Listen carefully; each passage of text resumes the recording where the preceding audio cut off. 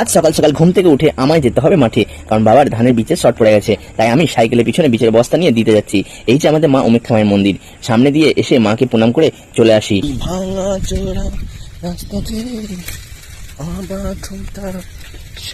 সকালে মৌসুমটা বেশ আরামের, কিছুটা এসে আমি দাঁড়িয়ে যাই, আর সেখানে এই ছোট্ট ছোট্ট মুরগির ছানাগুলোকে দেখি, কি অপূর্ব লাগছে। এদেরকে দেখে তারপর চলে আসি আমি একদম জমির কাছে, এবং এই যে দেখতে পাচ্ছ সেখানে আমাকে এই বীজের বস্তাটা মাথায় করে নিয়ে যেতে হবে।